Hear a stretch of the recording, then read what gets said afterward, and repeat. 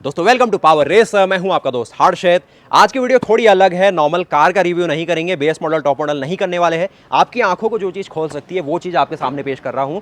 आप इंडिया में देखते हैं, जब से हमने ग्लोबल एनकैप का नाम सुना है आप थोड़ा सीरियस हो गए हैं सेफ्टी को लेके। जो गाड़ी आपको कम सेफ्टी देती है उनको लेने से पहले आप थोड़ा सोचते हैं, और जो गाड़ी आपको अच्छी सेफ्टी दे रही है उसको आप थोड़ा जल्दी लेने की सोच रहे हैं। ये नॉर्मल सी बात है, अपनी ज़िंदगी हर किसी को प्यारी है। लेकिन आज मैं आया हूँ स्कोडा के स्पेशल इवेंट में। स्कोडा फोक्सवैगन अगर आप वैसे देखें तो नॉर्मली सेम ही प्लेटफॉर्म यूज़ करती है, तो अगर आप स्कोडा की गाड़ी ले रहे हैं, फोक्सवैगन ले रहे हैं, एक तरीके से आप इसको एक ही वीडियो मानिएगा। आज मैं हूँ स्कोडा के नेट्रैक्स में, जो इन्हें इवेंट रखा है इंदौर में। यहाँ पर इन्हें अपनी पूरी लाइनअप हमसे चलवाई, ऑफ रोड करवाया, गाड़ी को समझने का मौका दिया। अब ये सब देख के आज का इवेंट हमारे लिए बहुत इंपॉर्टेंट हो जाता है। हमें स्कोडा की पूरी लाइनअप एक ही दिन में एक्सपीरियंस करने को मिल रही है। लेकिन मैं सबसे पहले शुरू कर रहा हूँ स्कोडा ने जो यहाँ पर किया हुआ है अपनी कुशाक, कह लीजिए स्लाविया, कह लीजिए वर्टुस, या फिर कह लीजिए टाइगुन, उसके प्लेटफॉर्म को यहाँ पर अपने क्रॉस सेक्शन के रूप में दिखाया गया है। एक चीज़ आपको कंफ्यूज कर रही होगी, इसमें कुछ आपको रेड सेक्शन दिख रहे हैं, कुछ चीज़ें आपको यहाँ पर ब्लैक दिख रही है, अंदर देखेंगे कहीं पर आपको ऑरेंज भी देखने को मिलेगी। ये चीज़ें इससे पहले हुंडई ने करी थी जब वो अपनी क्रेटा को लॉन्च कर रहे थे, जहाँ पर उनने एक तरीके से दो हाथियों को क्लेम करा था कि हम अपनी सनरूफ के मेंबर के ऊपर रख देंगे, फिर भी गाड़ी का प्लेटफॉर्म स्टेबल रहेगा। और जहाँ पर हाथियों की बात भी हो रही थी तो ऐसे वैसे हाथी नहीं, अफ्रीकन हाथियों की बात हो रही थी। लेकिन जब ग्लोबल एनकैप ने सेम गाड़ी को टेस्ट करा तो वहाँ पर कुछ डाटा अलग हमारे सामने आया, तो उससे कुछ लोग निराश भी थे, कुछ लोग थोड़े कंफ्यूज भी थे। क्या ग्लोबल एनकैप आपके सामने फर्जी डाटा लाता है? क्या वो कोई पेड कैंपेन होती है, या फिर किस तरीके का ऑर्गेनाइजेशन है?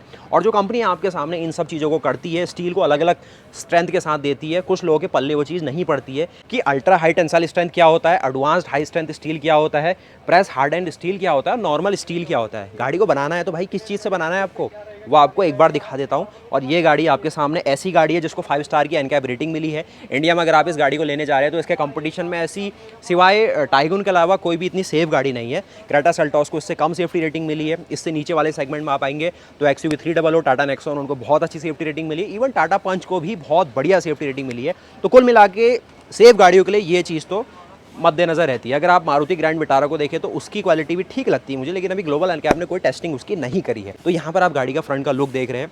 गाड़ी के प्लेटफॉर्म को इसलिए बनाया जाता है ताकि वो जो इंजन की पावर है उसको प्रॉपरली व्हील के थ्रू रोड में डाल पाए, चैसी में ज़्यादा डिफॉर्मेशन ना हो। और सबसे मेजर रोल होता है कि हाई स्पीड में अगर आपकी गाड़ी का एक्सीडेंट होता है तो आप उसके अंदर सेफ रहे। ऐसा नहीं कि आपको ही कुछ इम्पैक्ट हो जाए और फिर गाड़ी का तो कोई भरोसा नहीं है। तो वो चीज़ को सबसे मेन पॉइंट रखा जाता है कि सेफ्टी को बढ़ाना है, यानी कि जब गाड़ी का फ्रंट इम्पैक्ट होगा, कोलिजन होगा, तो एक तरीके से जो इम्पैक्ट एनर्जी है जो फ्रंट मेंबर है वो ही एब्जॉर्ब कर जाए, जो अंदर आपका कैबिन है वो एक तरीके से सेफ रहे। ये हर किसी को पता हो चुका है। छोटी से छोटी गाड़ी ऑल्टो से लेके ऑडी, BMW भी आप लेंगे तो हर किसी को पता है ये चीज़ कि फ्रंट का जो मेंबर है उसको एक तरीके से इस तरीके से बनाते हैं कि वो एनर्जी को एब्जॉर्ब करे। और काफ़ी कंपनियों ने नया नया नाम दिया, लेकिन सिंपल नाम इसका क्रम्पल जोन होता है कि एक तरीके से वो सिकुड़ जाता है। लेकिन यहाँ पर स्कोडा ने थोड़ा और डिटेल में गए हैं, बहुत बढ़िया तरीके से क्रॉस सेक्शन कराया है, जो कि नॉर्मली आपको शोरूम में नहीं मिलेगा। तो फ्रंट लुक में आएंगे तो यहाँ पर आप देखेंगे बेसिक जो इसका हुड रहता है वो आपको देखने को मिलेगा। और यहाँ पर आप स्कोडा का लोगो देखेंगे। ये चीज़ आप देख रहे हैं, 3 आपको यहाँ पर मार्किंग बता रहा था मैं स्टार्टिंग में। अगर आप यहाँ पर ब्लैक कलर देख रहे हैं तो इसका है हाई स्ट्रेंथ स्टील। अब आपके सामने ना 3 नाम आएंगे बेसिकली। एक है ब्लैक कोडिंग के साथ हाई स्ट्रेंथ स्टील, थोड़ा आगे आएंगे जो कि रेड में भी यहाँ पर आप देख लेंगे। साइड लुक से अगर आप यहाँ पर आएंगे तो ये आप देख रहे हैं जो इसका पूरा A पिलर है। एक तरीके से इसी को एक तरीके से गाड़ी की जान माना जाता है। जब गाड़ी का इम्पैक्ट होता है, जो मेन नीचे यहाँ से आप देखिए साइड की चैसी मेंबर है, क्योंकि ये मोनोकॉक चैसी है, कोई ऐसा तो है नहीं कि लेटर ऑन फ्रेम चैसी कि मेन नीचे लेडर ये सारा सामान लेगा। तो ये चीज़ में भी असली इम्पैक्ट आता है। फ्रंट में देखिए यहाँ पर भी रेड मार्किंग की गई है। तो इसको कंपनी कह रही है press hardened steel. Press hardened, press मतलब किसी चीज़ को दबाया गया है, हार्डेंड मतलब उसमें एडिशनल हार्डनिंग की गई है, और स्टील एक तरीके से वो अलॉय है। किस तरीके से बनता है, क्या स्ट्रेंथ होती है, हल्का सा समझाऊंगा आपको आगे चल के। थोड़ा अंदर आप आएंगे तो यहाँ पर देखिए ये भी सेम स्टील का यूज़ किया गया है। रेड वाला जो यहाँ पर देख रहे हैं प्रेस हार्डेंड स्टील है, ये सबसे ज़्यादा हार्ड स्टील होता है। बाकी ये वाला जो आप सारा स्टील देख रहे हैं ये है हाई टेंसाइल स्ट्रेंथ स्टील। इसकी जो स्ट्रेंथ है सबसे कम है यहाँ पर इन तीनों स्टील्स में से। ये ब्लैक है, ये है रेड। बाकी अंदर भी आप देखेंगे ना कितनी जगह आपको लाल लाल जो देखने को मिल रहा है, सारा का सारा प्रेस हार्डेंड स्टील है। क्या खास है इसमें वो समझाऊंगा, और इसकी कुछ कमियां भी है। आपने सोचा नहीं होगा कि पूरी गाड़ी को ही प्रेस हार्डेंड स्टील से बना दिया जाता तो कितना बढ़िया होता, गाड़ी इतनी सेफ हो जाती, भले ही 1-2 लाख 10 लाख महंगी हो जाती। लेकिन ऐसा नहीं किया जा सकता है, हर स्टील की एक लिमिट होती है। अंदर आप देखिए यहाँ पर आपको जो स्टील देखने को मिलेगा ये है अपना एडवांस्ड हाई स्ट्रेंथ स्टील, यानी कि ये जो ब्लैक वाला है, बाहर आके आप देखिए ये जो मेंबर लगे हुए हैं ना सारे के सारे, ये बस हाईलाइट किया गया। रियल लाइफ में काला नहीं होता, ये पेंट करके आपको दिखाया गया है। अब देखिए ये आपको पता चल गया कि इसमें 3 तरीके के आपको स्टील मिलेंगे। बेसिक जो इसका स्टील है एक तरीके से बेसिक नहीं होगा, बेसिक से ऊपर है उनको, इसमें 4 तरीके के स्टील है जिसमें कोई भी कोटिंग नहीं की गई है ना, जो सिल्वर बॉडी कलर में ही है। ये थोड़ा सा ऑल लो लेवल का स्टील होता है। Low level in the sense है कि वो अपना काम बखूबी कर रहा है। वहाँ पर जो ये मेंबर है, जो बाहर से इसका शीट है, उसमें उतना ज़्यादा लोडिंग नहीं होती है, तो उतनी ज़्यादा ज़रूरी नहीं है उसको स्ट्रेंथ देने की। मेन जो अंदर फ्रेम है उसको हाई टेंसाइल स्ट्रेंथ स्टील से बना दिया। जो ये सबसे ज़्यादा मजबूती देने वाली चीज़ है, इसको बना दिया प्रेस हार्डन्ड स्टील से। और जो ऑरेंज वाला आपने अंदर देखा, उसको बना दिया एडवांस्ड हाई स्ट्रेंथ स्टील से। क्या अंतर है इन चीज़ों में?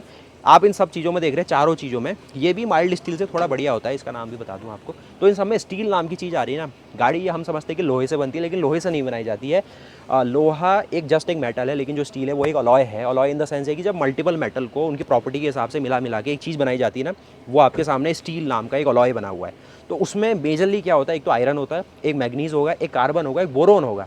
बोरोन का शब्द हम इंडियंस को कॉमनली पता चला था जब महिंद्रा ने अपनी XUV 700 में हमें बताया था कि हमने बहुत जगह बोरोन स्टील का यूज़ किया गया है, और उससे और थोड़ा डीप में हम घुसे तो उसको एक तरीके से प्रेस हार्डन्ड स्टील भी कह दिया जाता है, या फिर एडवांस्ड हाई स्ट्रेंथ स्टील। जितनी उसकी कंपोजिशन होगी ना आपकी, मैं कहूँ मैग्नीज़ की, आपकी बोरोन की, कार्बन की और आयरन के साथ, तो मेन उसको मिलाया जा रहा है। बिल्कुल माइक्रो क्वांटिटी होती है, तो वो सब चीज़ है। बाकी पीछे से आएंगे तो वही थोड़ी चीज़ और आपको मिलेंगी।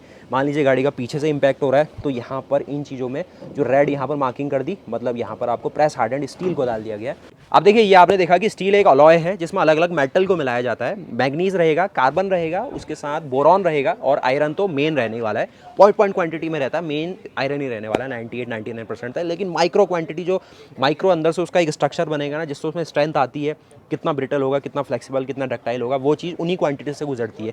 जहाँ पर हम बात करेंगे सबसे मजबूत जो स्टील है, प्रेस हार्डन्ड। थोड़ा आप भी कंफ्यूज हो रहे होंगे, लेकिन इसमें कहानी क्या है ना, ये स्टील में कार्बन की जो क्वांटिटी है उसको बढ़ा दिया जाता है। जिस तरीके से आपने कास्ट आयरन सुना है, एक तरीके से उसमें कार्बन को बढ़ाते हैं, तो एक तरीके का ऐसा माइक्रो स्ट्रक्चर बनता है कार्बन का कि वो बहुत ज़्यादा हार्ड होता है। लेकिन उसकी सबसे बड़ी कमी है कि भैया वो ब्रिटल भी होता है, तो ज़्यादा सडन लोडिंग वो नहीं बियर अप कर सकता है।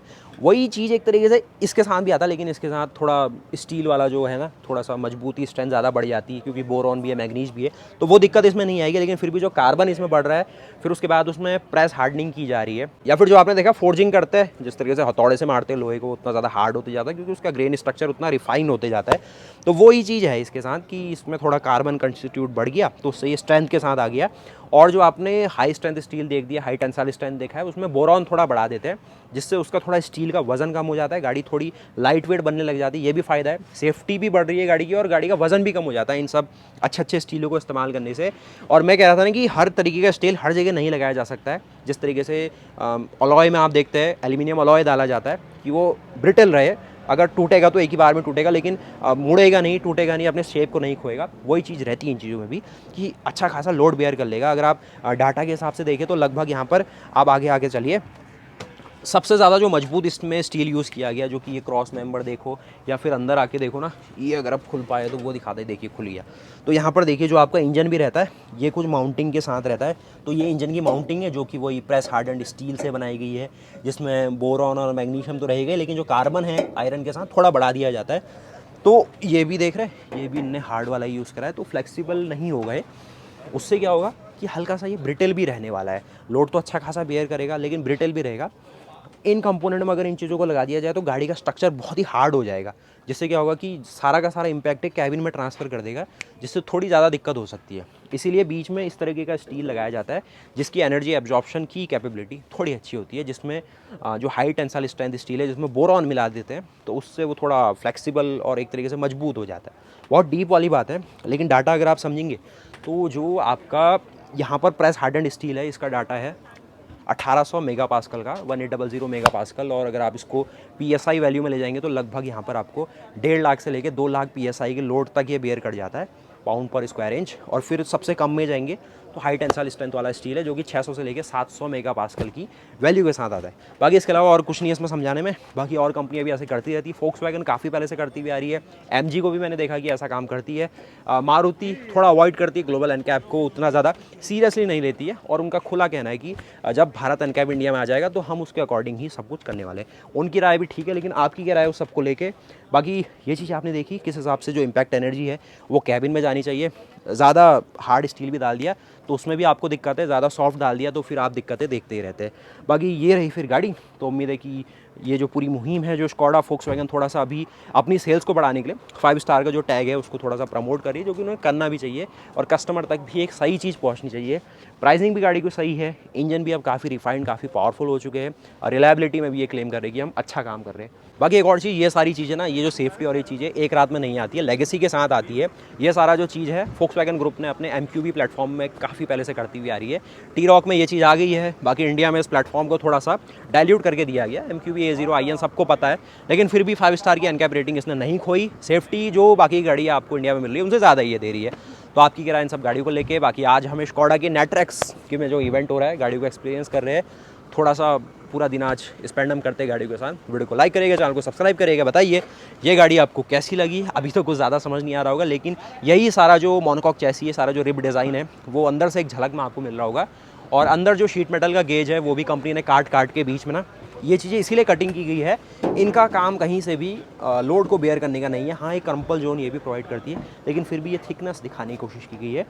बाकी सारी कहानी यही है। थोड़ी और डिटेल आपको जानी तो कमेंट करिएगा, कभी और वीडियो बनाएंगे। हल्की सी लंबी वीडियो बन गई है और सारी गाड़ी आपके लिए कवर करते हैं।